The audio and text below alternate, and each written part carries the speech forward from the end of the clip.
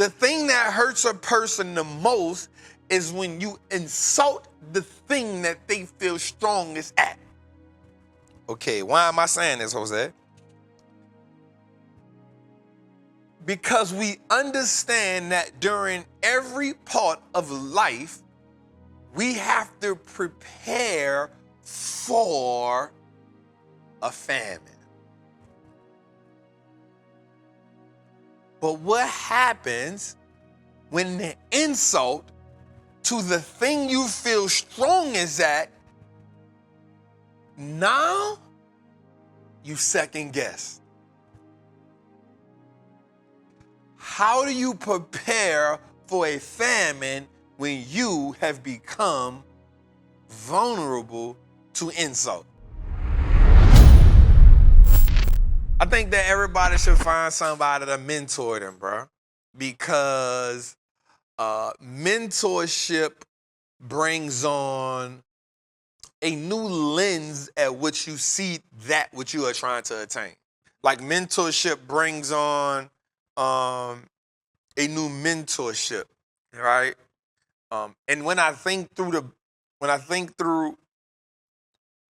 biblical stages in life, when I think through biblical stages, I see that there were mentorships all through the Bible, right? When I think about our life, Jose, I think that we oftentimes disregard proper mentorship due to arrogance. Jose, due to arrogance. We often disregard how powerful mentorship is, right? Because mentorship means at some point you have to withdraw, right, from whatever position you have to go into studentship. And I think most of us are so eager not to be students to be masters, we forget the importance of being students. Right? I want to walk this one real slow, Jose. You feel me? Like if you go from 1 to 10, right? 11 makes you a student to 20s. Oh. You feel me, Jose? Like if we go from 1 to 10, 11 makes you a student to 20. Okay. By the time we get to 30, 31, 29, 30, right? 20. All right, so 31 makes us students to 40. There we go.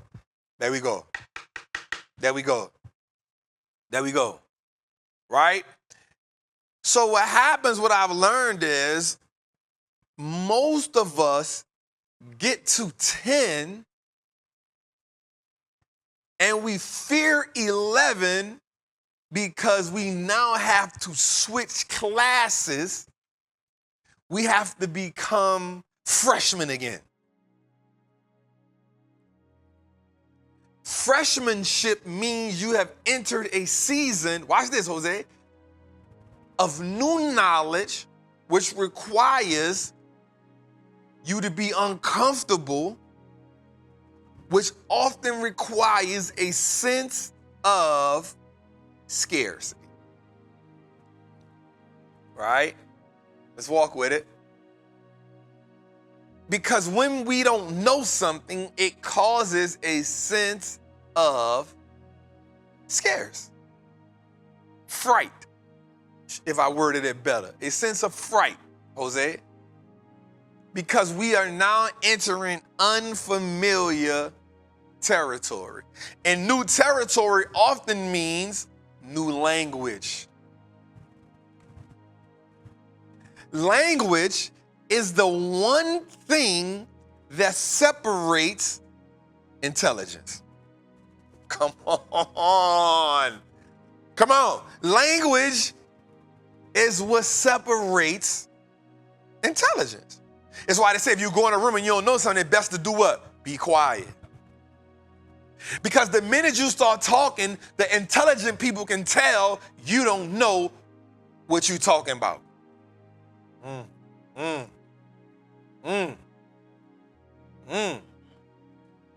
So most people don't want to go in certain rooms, not because they can't afford it, but it's the fear of looking unintelligent. While the insult was directed at David rather than Saul, it directly insulted Saul's judgment.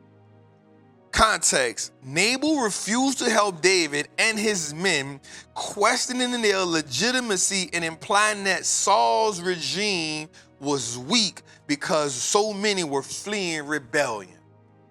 So watch this. One of the things that insulted Saul was not that he looked weak, watch this, but another king insulted his intelligence. Okay, watch this, Jose. Watch this. Watch where I'm about to go with this. You only feel your deepest insult as a man when someone attacks a place you feel strong.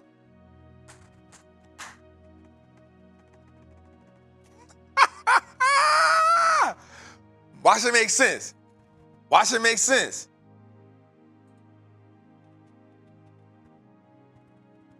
If I told Jose he wasn't good at content creation, producing content, helping to produce a show, that's an insult to him.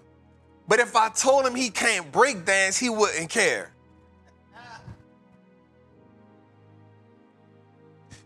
If you told me that I wasn't a great singer, I wouldn't feel no kind of way. But if you told me I'm not a great investor, you insulting my intelligence.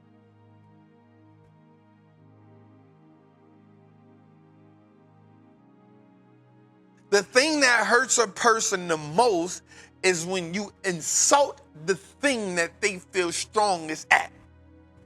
Okay, why am I saying this, Jose? Because we understand that during every part of life, we have to prepare for a famine. But what happens when the insult to the thing you feel strong is at, now you second guess? How do you prepare for a famine when you have become vulnerable to insult? Okay. Let's dig deeper there. I like where we going here. Watch this. Watch this, Jose.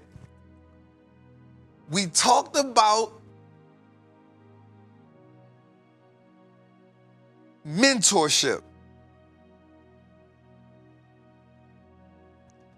One of the best ways to prepare for a famine is to be mentored by someone who has already experienced one.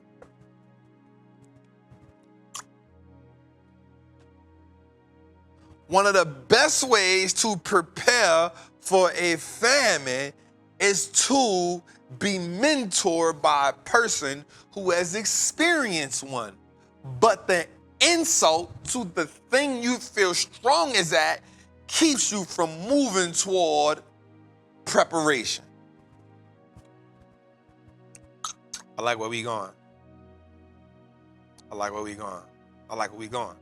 Watch this. Most of the time, we are insulted by people who have not done half as much as we have done. Which is why when the person who insults you, which is why the insult hurts the most, is because you know the person who is insulting you has not accomplished said thing that they're insulting you about.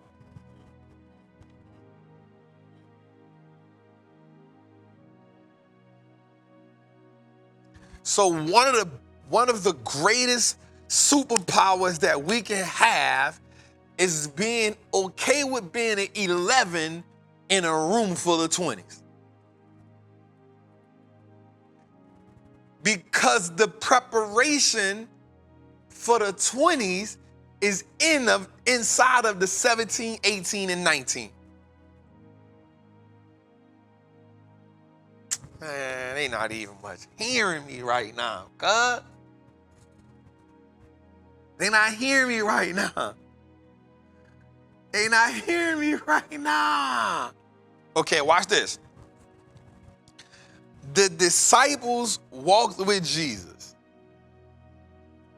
But one of Jesus's many frustrations was that they didn't take heed to the mentorship along the journey. He questioned them many times, asking them, are you not catching on to what I'm doing? Okay, let's go. Watch this. Watch this. They on the boat, Jose. Jesus takes a minute to get some rest.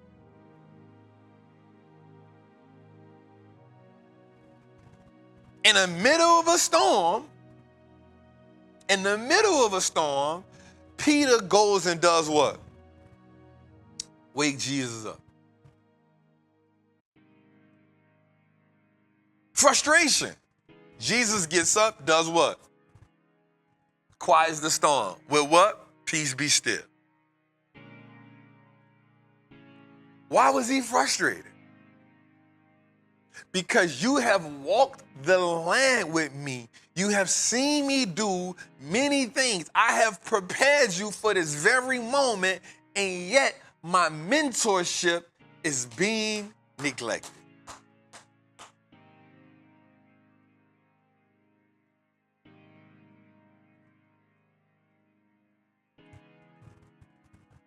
When you come to Trappin Tuesdays,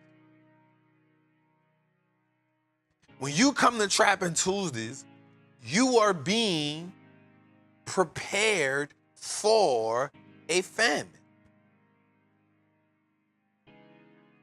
So there should never be a reason for you to panic. Because we have equipped you for 122 weeks.